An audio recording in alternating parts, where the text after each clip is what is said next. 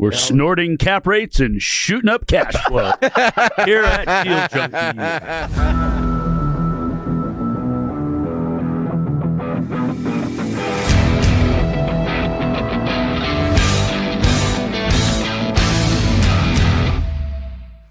Welcome back to Deal Junkies.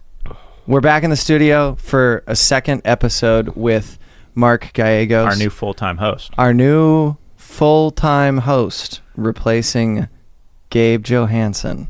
He's retired. He's out of town. He's done. Age, He's worked a lot. He did a full life's work in about 20 years. Yeah. We're going to talk this episode about deals that we missed because we negotiated too hard.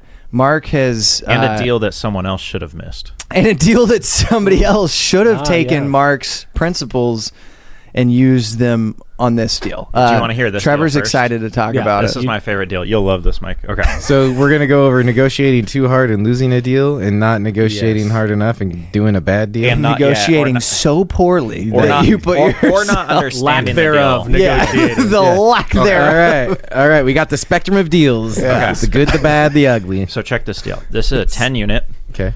We tried to buy this 10 Wait, unit. are we starting with the bullshit one to begin with? Yeah. What? Okay. Yeah. Let's go. Oh, bad deal. Yeah. Bad deal first. So this deal is one of the most wild things I've looked at because I can't process how to get out of it. But so it's a 10-unit apartment complex. We looked at buying 2 years ago or so. Someone else bought it because they paid more and did what we were not willing to do. This deal is now back on the market. So they're selling it for $1.75 million. It's worth about $1.4 million. It's all one bed. 10, what did they pay for it? 10. I'm getting there. It's all 10 one beds. Okay. It's renting for like $1,000, $1,100 a unit, worth around 1.4 or so.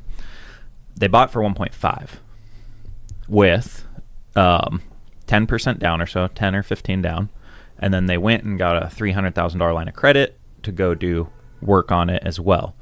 So all in at 1.8, selling for 1.75, worth 1.4. They bought it with 2 to 3 year seller carry debt at 5.5% IO. So they probably liked it because they felt like they were getting good debt with really low down. But all the parties involved in the deal, I don't think they thought through an exit strategy on how they get out. Because that deal would have been perfectly fine had they had 10-year debt on it. Mm-hmm. But the short-term debt, so we got this deal sent to us for hey, will you guys buy this deal? Will you do it creatively? They'll carry a note and do this. And I was like, I mean, we will, but the way you're proposing, we can't make money on this. There's too much debt to wipe out. The amount of debt to wipe out is 100% of the actual value. Correct. So let's think through how does someone get out of this deal, or how does someone buy it? So they're just going to lose money on it. So either I don't think the seller wants it back. I don't think the seller intentionally knew this was going to happen. No. But had we been someone selling this deal could have clearly seen this on the front end. They need to partnership their way out of it. In my opinion, this is just what came to my mind, is they need to raise capital and syndicate it as a loss. They need to sell it to a new partnership, raise capital, sell it to a loss, take a loss. Or either they're just taking a loss. If you're over leveraged and you have a maturity date coming up, if you can't negotiate with that lender, every ounce of equity you put into it is a loss. So the payoff is 100% of its value, right? Essentially, the seller debt. 110. Okay. Yeah. So the payoff is so the note is 1.25 now. But then there's 300,000 extra, right? Or it's another line of credit unsecured. Yeah, but so that's the different fucking problem. So they've got 1.25 of debt to pay off. If they want to just stay in this deal, they need to go raise 1.25 of money to pay off the seller in the form of a partnership. You do that with long-term debt, new equity, and what they've lost, they've lost. Otherwise, you just lose what you lost and you take your losses. But I don't think you can raise money on the deal, really. It's going to be hard because it's not performing well still. No, they have to sell it as a loss. They are in a bad partnership. So there's only one way out. They work their way out by making more money to get what they've lost out, but they've already lost money. They need to realize first, you've lost money. Yeah. That's done. If you can't, or they go to their lender first and try and get a 5-year extension.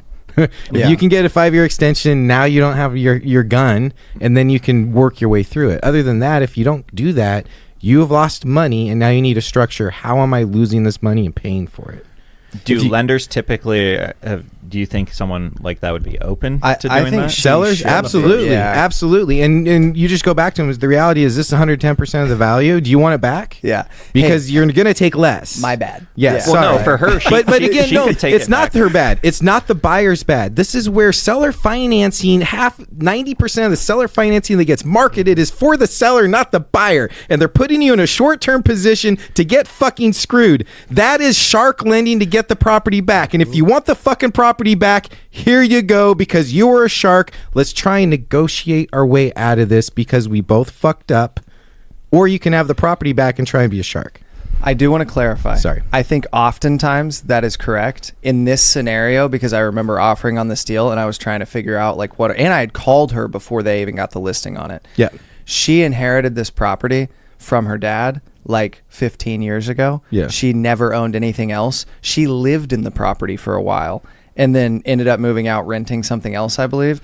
But this was her only source of cash flow. She had never owned real estate, never done any. She didn't understand. Yeah. Like she just had a property Right. manager. And so she's the someone that you broker pitched, hey, here's your best option. Right. Which, frankly, had there been more understanding of, they might have been right. I don't think anybody was malicious. Yeah, I just think so let's didn't back know. up the avatars, right? So Yeah. the shark. There are people that loan to own, right? Yeah. This, and I'm buying a seller finance deal right now. That his thing is to loan to own. Yeah. He just took it back and now he's selling it again.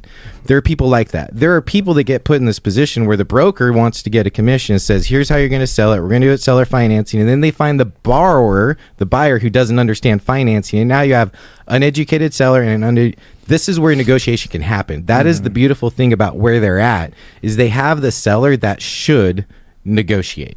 Yeah. Which is simple. You're just 'Cause an they're not a shark. extension. They're not a shark. yeah. They just want an income stream. Yeah. Right. That's And now exactly they're what in it a was. bad Yeah. position. So you just go talk reality. And again, communicating with your lender. A seller financier is your lender. Like, you need a debrief with them. Here's how we messed up. The seller is in a fine position because they have a 1.25 note on a $1.4 million property that just got improved. So if they take it back, she just has doesn't a want to nicer take property. it back, though. I mean, that's not her Yeah. game. Yeah. Like I she don't doesn't see that bad of a situation here. I No. think there's a pretty smooth path forward. Depending on What the do you group. think it is?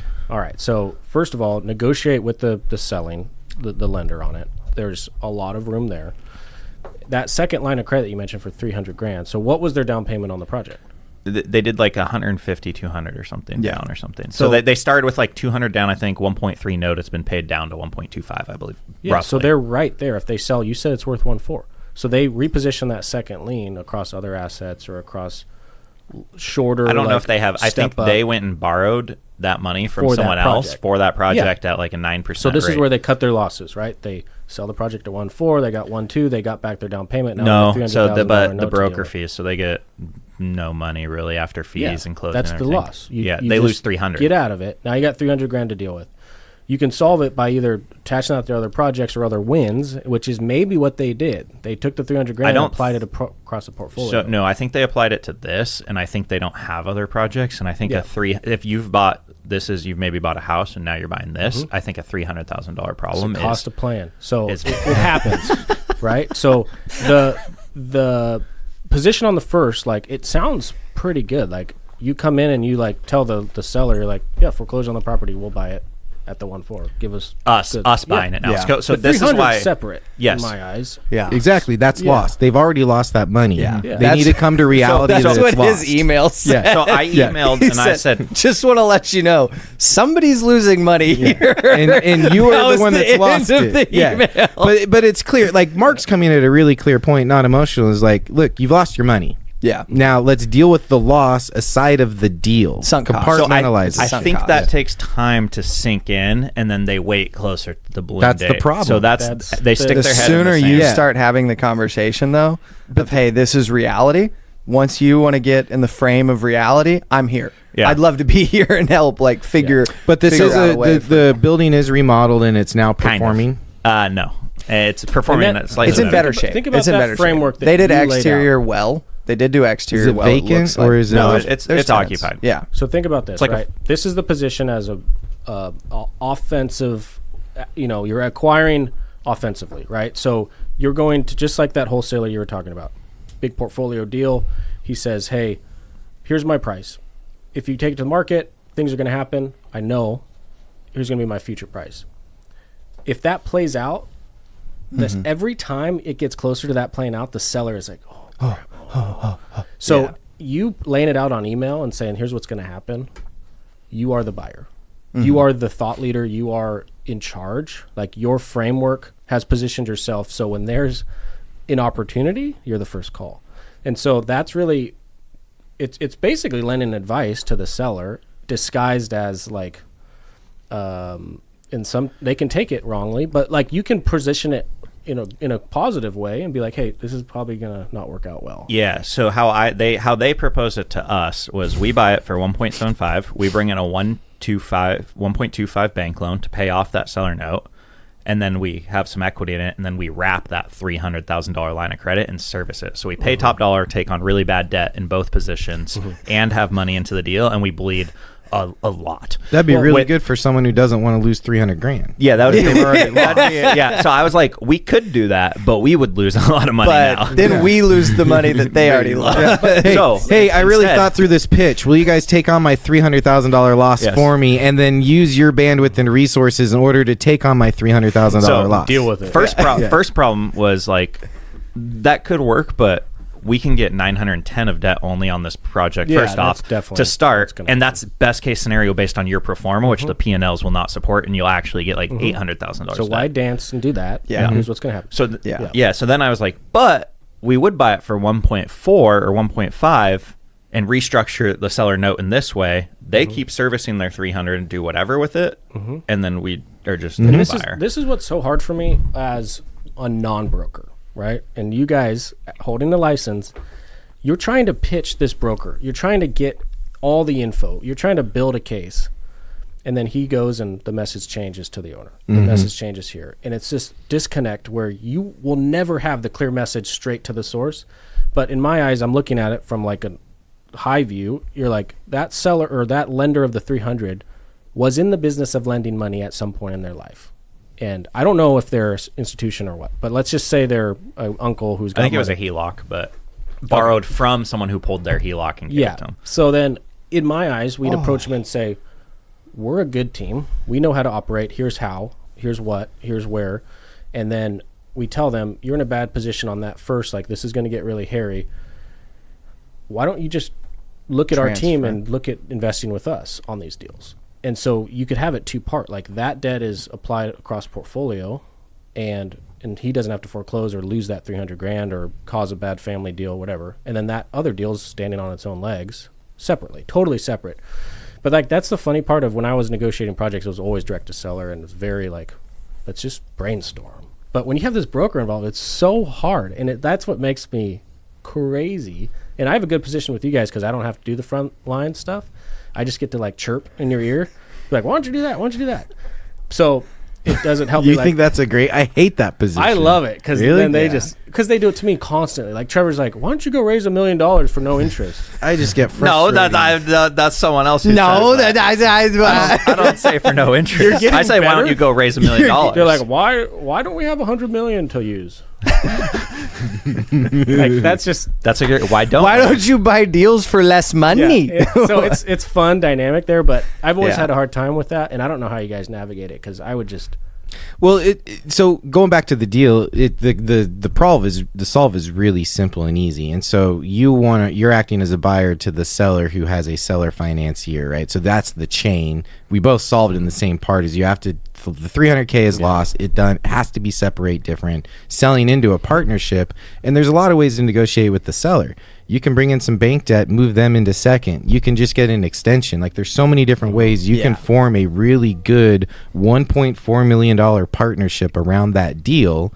They just have to be okay with you fucked up. You have $300,000 and solve that with a different problem. That's 100% it. Yeah. You say, hey, you're owed 125 right now. We'll pay off $1 million of it. You leave in X amount for the entirety of whatever, and you have the track record. And then we're just working with it. You get $1 million out right now, and then we're just working. The hard part is the person who's losing the money doesn't want to probably come to grasp with losing the money, and that's why a deal needs to ripen. And then the conversation with them is like, look, do you want to lose 300 grand harder later? Yeah. Or do you want to hold on to this asset and soften the blow of that $300,000 loss? Well, that person, I don't think gets to hold on to the asset at all. I think that the buyer right now who owns it gets removed from the deal, and now you're inserting yourself and dealing with the seller. Well, okay. So if you want this deal, include them in the new partnership acquisition at a very low position. Maybe, yeah. Like 5% of the new partnership. So that way they feel like they are, right? So you're just trying to get an off-market deal. That's what I'm saying. This is just an on-market deal. Is it on now? Okay, well you're trying to create an on-market deal into a deal. They're never going to sell it, and the closer they get to the maturity date, the desperate they're going to get. And they're shooting themselves in the foot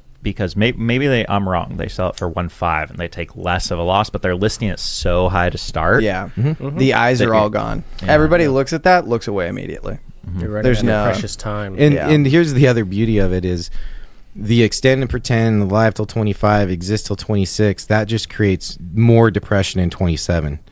We need a line for that. More depression in 27. You beat me to it. Oh I my wanna God. talk about that because it's amplified Yeah. at such a higher level Yes. than we realize. And I was going to say this on the capital raising, the last one, which is you guys are putting yourself into a position where what's happening right now, I've said this forever, which is the LP doesn't matter. The project does not matter. The GP is what matters. And LPs are now realizing that the project does not matter. Nationwide, they're learning that it's about the GP and are you vertically integrated. And I think moving forward, LPs are going to be looking for partnerships that are truly vertically integrated, working in their sphere of expertise. And so you throw that to depression until 27, or what did I say? Yeah, depression in 27. Yeah. Yeah, depression in 27. Now you're going to get all the deals and you're going to get all the capital because the capital is only going to flow to the people that are getting the deals. And the ones getting the deals in the capital are the ones that are going to be vertically integrated in their sphere of expertise. Okay, so let's talk about more deals. Gabe always says you miss out on too many deals because you negotiate too hard. No, he's waiting for depression in 27. Well, let's rebuttal him. He'll listen to this. Talk to Gabe right now.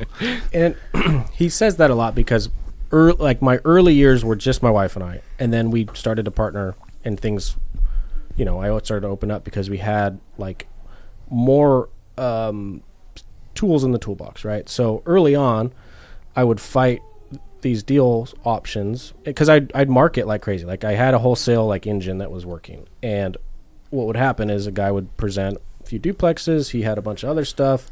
I'd start to overlap and start to get these options, and he maybe had winners and losers, and he would try to position a portfolio, and I would just drive it down so far because it's my only option. I only had a couple tools in my tool bag to apply, so I just drove it down to where it made sense. And the one that stung the most was I got a letter from SMI. It said, just sold this apartment complex on Portland Road. And I looked at it, and I could have bought it. It was like, it sold for 2.7, and I had him on an 80% carry, this guy from San Diego, for like 1.1. And it was like 18 months previous. And I was just like... You want it for 1.0? I was fighting sub-million for sure. And like, and I don't know why. And it was just like it's the wholesaler mentality. I was fighting sub-million for sure. How many units? It was, I don't know, 18 or something like that. So I sent a photo to Gabe, and I was like, do you know this guy? Because he had a bunch of other stuff too. And I was just like, how did I do that? Like, and that's really when it all kind of evolved. Because I told Gabe about that, and he was just making fun of me. And it like, but think about that times, I don't know, probably 12 times that's happened. And this goes back to baseball, though. This is why Mark holds the record for home runs for the night. Not home runs. It's all he hits. It's all he hits. No. He won't hit a double. in his DNA. He won't even swing at a double. I don't know. So your stat capital is all about adding singles to your plate. Is that how you want to live life? He just needs more singles. And then, No, Mike made a good point. He said, like, are you upset about it now? And it's like, I don't think about it. Yeah. It doesn't really matter in the grand scheme. It's a learning lesson. I think why Gabe is like this magnet to all things is, without a doubt, people can look at Gabe and know he's going to treat them right. Really, really right. And so when I am negotiating hard, it gives super bad vibes, right? Mm-hmm. And that's the biggest issue. It does do that. You need a layer between you and the receiver. Yeah. Yeah. And so that's when I reflect on it, not more than like, oh, I lost $1 million or whatever. It's more of like, did I ruin a future opportunity there? By multiple. That's the best way to look at it. Because in my eyes, I'm doing it to provide security to my portfolio. I'm not doing it to screw him. I'm not doing it to make more money. I'm doing it for security only. So if things go wrong, which they will, I've got one extra layer. And so I'm just like really black and white with it. Like, this is where it needs to be. But I'm creative. I'm like trying to problem solve. I'm going beyond like what any other buyer would. Like, I'm being nice about it. But at the end of the day, there could be offense taken to it. And one of my best deals ever, I believe I got the best deal on it. It was this 8-unit, and it was a bundle and a seller carry on 2 of the parcels and then a conventional loan on the other, but I 1031 into it. Really clean. I felt like I ripped it. Great deal. Seller felt like they got a great deal. And like I was just telling you guys, I'm pulling like 300 out of that right now, and I've already pulled like 300 out of it. And like it's just been a great deal all around. And it's just circumstantial of like they needed it to go. And since that deal, I've done business with them over and over and over on other deals in actual construction business. Like, we've been friends.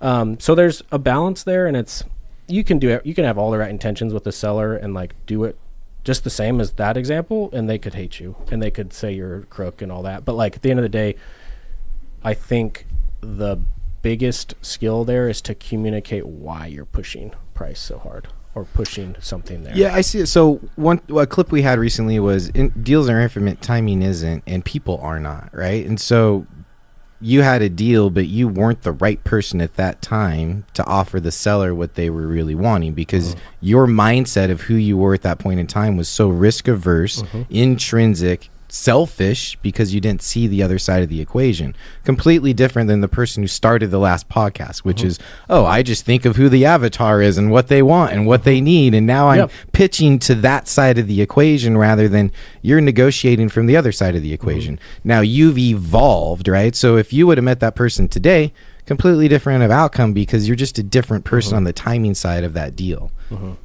Yeah, and that seller, he was a real professional. It was just like in a down market. It was 2017-ish, 16. Things were starting to pick up, and like I could have, if I've done it right, it would have been like he became a mentor. Yeah. Like that's the biggest downside I see loss. thinking about it. But I think that Gabe is such a good example of like, he's just so collaborative that catapults. He may be like, yeah, what's $100,000? Like, why would I ever negotiate $100,000 on that? Because it might close the door. You know? Collaboration is an infinite game, infinite mindset. What mentors have you had in the real estate space over the years? I think that might be my superpower. Is I try to pull everything from everybody all the time in regards to like the lessons you're talking about. I am constantly just trying to like, how does that apply to this? How does that apply? And I think it's just a resourcefulness of like, early in my career, I was not very outgoing and like chit chatty. And I had like the way I would pull value is just like reflecting on that conversation, reflecting on how they talked, and just like trying to like from an outside perspective in take lessons. And as I've got more comfortable, or like people are just, I don't know, as you get older, you get better at it. But like, I think that I'm constantly like engaging in a way that I can reflect on. And so I just truly believe that I learn from everybody, no matter what, because they have something that can be applied to whatever I'm going through. And so I've always poured into those relationships, but I've had early, like, for example, my baseball coach in high school has nothing to do with real estate, but guaranteed he's made such a change on my life in real estate. And so that's been a huge part of it, just like constantly being a sponge. But, you know, for example, Gabe, my first real boss out of college was a baseball coach of mine too. He was the mortgage broker. He owned the mortgage company. That guy alone, I've made him millions of dollars, and I have a guaranteed line of credit from him forever. And like, he hired me, and like, that how that can turn is just an example of like transparent, lead with value to someone else, and it'll come back around forever. Well, how you got partnered with Gabe too is from raising capital, right? Yeah, a friend of mine introduced me to him, and then we went to breakfast, and he was kind of pouring into me like, this is how you'd grow. And at that time I was like, I'm going to be a single family guy. Like, I had no intention of being multifamily, but his message was like, if you ever get into a big deal and you need help, call me. So sure enough, got into a big deal, called him up, presented a very clear offer, and he said, yeah, whatever, sounds good. And he wrote you a check, right? He was an LP in your deal, he or was signed he GP? on the debt with me on a $4.5 million loan. And he didn't gave really me know you 100 at this time. and gave me $150,000. How many times did you talk to him before that? That would have been three times. maybe? Enough to not violate SEC guidance. Yeah. We were close friends. Well, he was GP making decisions. We had a too. significant prior relationship. So, yeah, I mean, just that, I think when you give advice to somebody and then they follow your advice, Oh yeah. He was immediate thrilled. lifelong partner right there. You know, like you just, it's a brother. Is that why you and Dane are friends? He's following your advice? I just do whatever Mark tells me. I think it's just all the golden rule type stuff, you know. I mean, that's how I met Gabe too, same exact way. But yeah, that's crazy. He's just signed on it. That went really bad for him sometimes, but really well in your case. I met Gabe because I wanted to buy his apartments. He did not let me. I was actually in property management at that point when I met him. And I told him, I was like, yeah, I just started this property management. And he's like, why would you ever do property management? Because that was before he did the property management of SMI. He was just doing the Oh, he hadn't bought it yet. He's like, that's the worst business ever. And I was like, okay, well, that's good. I'm selling the business. I sold the business after that. And then he bought And one. then he got into property management. I was like, wait a minute. Hang on a second. No, yeah, Whoa. it made sense. The Different scale, deal. yeah, Different deal. Much different. Yeah. But yeah. SMI was slightly larger. So at can the you time. talk about, because you're pretty entrepreneurial and you've done a lot of different things. Has that helped you or hurt you over the years trying to do so many different things? Hurt for sure. No, but think about it for a second. For sure. I get very like pumped up on the new thing, you know. You're electric. When you hear a new idea, Yeah. I love will, giving ideas. to give you some grace there. You will get so pumped up, and then the next day you'll be like, "All right, no, yeah, we probably can't do that. Yeah, that was I get a lot of seemed good. energy It seemed from good. like yeah. being able to pour ideas and just the velocity of like idea to outcome. Yeah. I love the quickness of that. So yeah, but they're all little stuff, you know, like Yeah. I was you'll hear it on the story of like selling energy drinks in high school and like having a sales force and doing all that. And I don't know. It's just fun to me. I like thinking of How do you not drain people by that? I'm sure I do. I haven't been able to figure that out. I struggle with, I look at my staff and I think of how many times I come to them with, this is what we're going to, this is the, you know, and you're now changing your vision up. And so what I've learned is that sometimes it's really good to have a filter as far as how much of your visioning you're allowing into your team. I think it's huge because most of that is happening from like either in our meetings on Friday or the 8 to 10 p.m. text window. At a visionary level. To Absolutely. us. It's the four of us, and we're kind of, are we shifting the vision? Like, because this thing makes sense. Like, why aren't we doing this? Like, and that's how a ton of our ideas have evolved from those conversations. That's where it's really good to have partners that push everything. back, where they actually yeah. say, no, we're going to make a decision. This is fun, but we really have to do this and make a decision and move forward and just go. Yeah. Where if you're too, and then you never make a decision. I'm probably the brakes for him for sure, and then for you sometimes which doesn't make sense. And you're the brakes a lot of times. We kind of do. Yeah, It's definitely the a breaks give should and happen take. at different times because each deal in each context is different. And so, and if you have a wide base, right, you have it from an asset management perspective, from an acquisition structure, from a brokerage, from a management, you should, like, at some point, one should override the other. Yeah. Because the context of this dealer structure says this area should override this. Yeah. And I think what's interesting about my journey of an entrepreneur is I've had partners in a lot of them and I've not had partners in some. And so with that, just like we're talking about, I presented a well thought out option to my partner, different a new set of ground rules where he has the freedom to influence it, and so you get that boundary before it goes out. You know, it gets filtered at that moment. And so I think ultimately I've been lucky to have that as a backboard all the way through my career. And I think it'd be funny to think of like, if I was the sole owner of this similar size thing, like that would be nuts to not have a really good partner that I can lean on and trust to say, here's my best idea. I need your best thinking now. And I've had that all the way through. And that's a huge part of my success. And I think the mentor thing, like my partners are my mentors. Everyone's my mentor. I'm going to give everybody The time of day. equal shake here, that they have something of value to. Absolutely. So I think the best partnerships have mentorship inside of their partnership. For sure. Just like the best structures have mentorship inside of their business organizations. Totally. Man, that got me fired up. Well, we're about to go do our meeting. Let's go do some deals. Yeah, I'm so ready. I'm fired up. Now we're going to talk about It's like current an appetizer. deals. You're like, Ready to evolve. where's the food? You'll hear about the deals that we are currently doing in 3 to 6 months.